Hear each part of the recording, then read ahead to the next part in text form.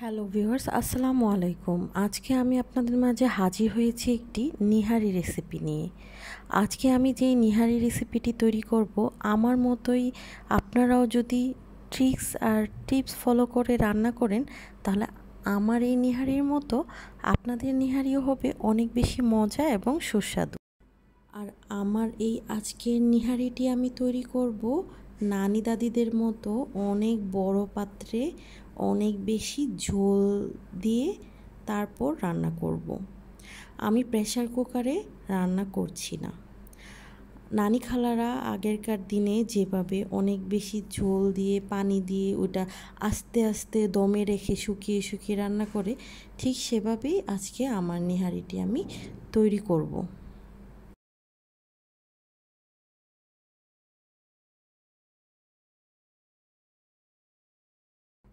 আমি এখানে 1.5 কেজি পরিমাণের প্রসেস করা গরুর নলি নিয়ে নিয়েছি। নলিগুলো আমি অবশ্যই অনেক বেশি পানি দিয়ে ভালোভাবে পরিষ্কার করে নিয়েছি। আর একে একে করে আমি এই পাত্রেই মশলাগুলো দিয়ে দিব। প্রথমেই আমি দিয়ে দিচ্ছি 1 কাপ পরিমাণ পেঁয়াজ কুচি। তারপর আমি দিয়ে দিব আদা বাটা, রসুন বাটা। আদা বাটা, রসুন বাটা আমি একসাথেই করে নিয়েছি, তাই 2 চা চামচ দিয়ে দিলাম।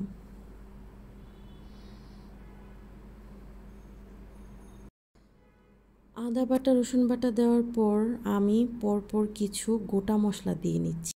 10-12টা লবঙ্গ, 5-6টা এলাচ, 2-3টা তেজপাতা আর নিয়ে নিয়েছি 6টা লবঙ্গ। সবগুলা গোটা মশলা আমি একসাথে দিয়ে দিয়েছি। গোটা মশলা দেওয়া হয়ে গেলে আমি এখানে কিছু গুঁড়া মশলা দিয়ে দিব। মশলার মধ্যে রয়েছে 1 টেবিল চামচ হলুদের গুঁড়া, 1 চা চামচ জিরার গুঁড়া, 1.5 চা চামচ মরিচের গুঁড়া, একটু মেথির গুঁড়া। মেথির গুঁড়াটা এখানে অবশ্যই দেওয়ার ট্রাই করবেন, কেননা মেথি দিলে একটা গন্ধ, আলাদা একটা ব্যাড স্মেল যে নিহারি সেটা থাকে না।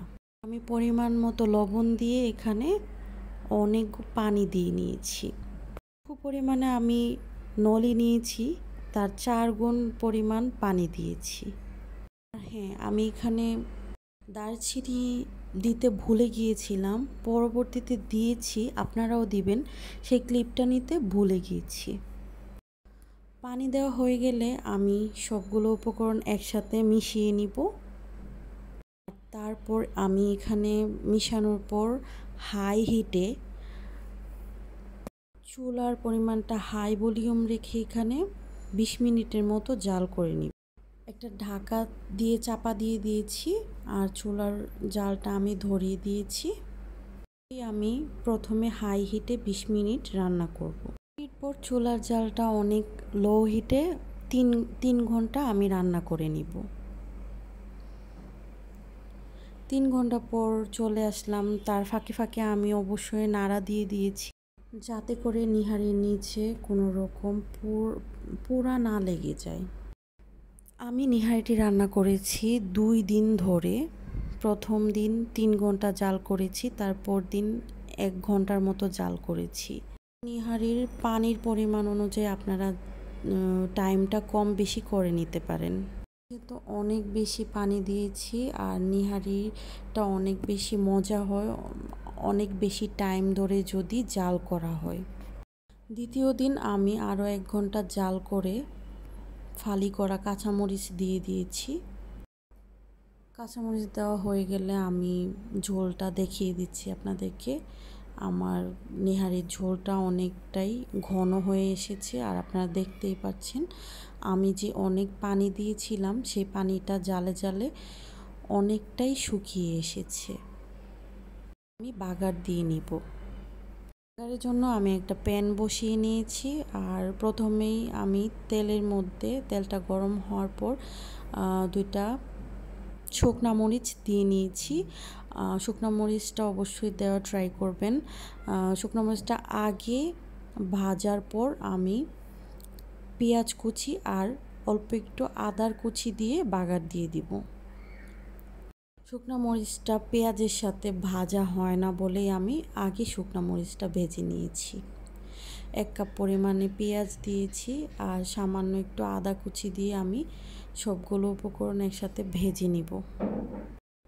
পেঁয়াজটা ভাজার সময় অবশ্যই আপনাদের খেয়াল রাখতে হবে যাতে করে পেঁয়াজটা পুড়ে না যায়। নিহারির পেঁয়াজটা হলুদ হওয়ার পর নিহারিতে ঢেলে দিতে হবে। পেঁয়াজটা যদি পুড়ে যায় সেক্ষেত্রে কিন্তু নিহারিটি খেতে মজা হবে না। এই যে পর্যায়ে আমার পেঁয়াজটা ভাজা ভাজা হয়ে গেছে, একটু সুন্দর একটা স্মেল বের হচ্ছে আর পেঁয়াজের কালারটাও খুব সুন্দর হলুদ হয়ে এসেছে। এই পর্যায়ে আমি নিহারিতে পেঁয়াজটা ঢেলে দিব। পাশের চুলায় গরম নিহারিতে আমি আমার এই পেঁয়াজ ভাজাটা ঢেলে দিয়েছি আর এখন আমি কিছুক্ষণ জাল করব। সবগুলো উপকরণ একসাথে মিক্স করে কিছুক্ষণ জাল করব আর জাল করার পরই হয়ে যাবে আমার আজকের নিহারি কমপ্লিট। আমি আবারও আপনাদের সুবিধার্থে ঝোলটা দেখিয়ে দিচ্ছি। ঝোলটা অনেক বেশি ঘন হয়ে এসেছে, জানি না ভিডিওতে কতটুকু দেখা যাচ্ছে, বাট ঝোলটা অনেকটাই ঘন ঘন হয়ে এসেছে। আমার আজকের মজাদার নিহারিটি তৈরি হয়ে গেল। আপনারা এই নিহারিটি পরিবেশন করতে পারবেন গরম গরম লুচি অথবা পরোটার সাথে। আমার আজকের ভিডিওটি ভালো লাগলে অবশ্যই আপনারা লাইক, কমেন্ট, শেয়ার করবেন আর অবশ্যই আমার পাশে থাকবেন। সবাই অনেক বেশি ভালো থাকবেন। আল্লাহ হাফেজ।